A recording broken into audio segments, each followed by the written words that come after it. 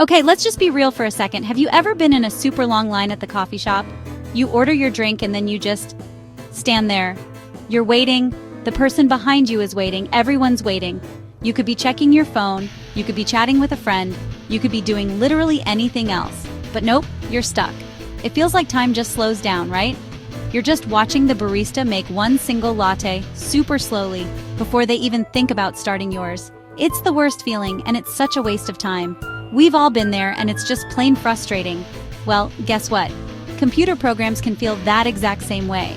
Imagine you're using an app on your phone, you tap a button to upload a photo, and then the whole app freezes. You can't scroll, you can't click anything else. You can't even go back. It's just stuck on a loading screen, waiting for that one single thing to finish. This is what we call synchronous programming. It's like that one-track mind barista who can only do one thing at a time. It gets the job done eventually, but it makes everything else grind to a halt. It's not a great experience for anyone, and it can make a really cool app feel slow and clunky. Alright, so how do we fix this waiting game? The secret is a fancy word called asynchronous programming. I know, it sounds super technical and intimidating, but stick with me because it's actually pretty simple.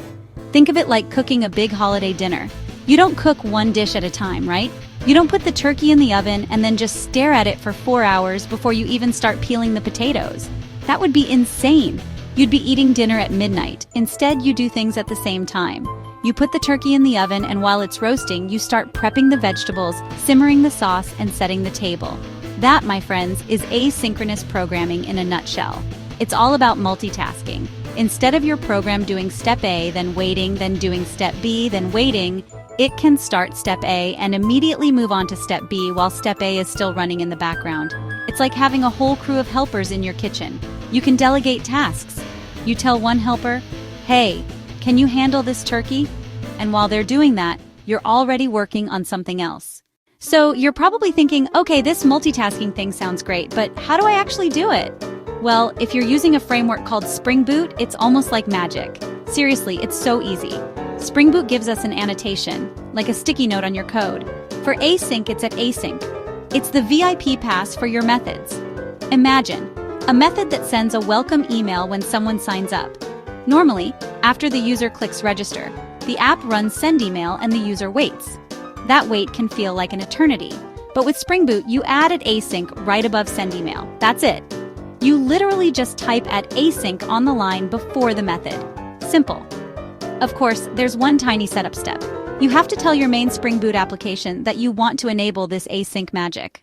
Now, just because we have this amazing hammer doesn't mean every single problem is a nail. You don't want to go around making every single method in your application asynchronous. That would be like hiring a whole catering team just to make a piece of toast. It's overkill, and it can actually make things more complicated than they need to be. So, the real skill is knowing when to use this superpower. The golden rule is to use async for tasks that are I/O bound or just plain slow and don't need to give an immediate result back to the user.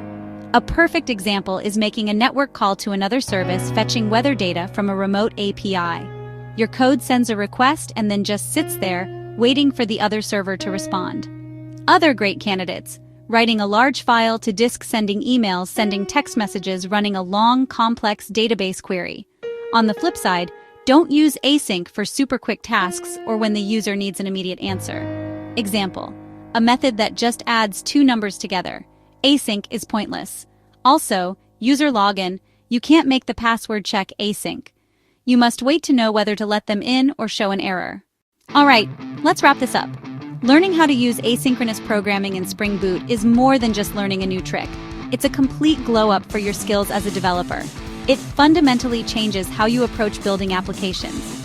You start thinking not just about what your code does, but how it does it, but when it does it. You start seeing those bottlenecks, those frustrating waiting moments in your app, and you realize you have the power to fix them. So, dive in.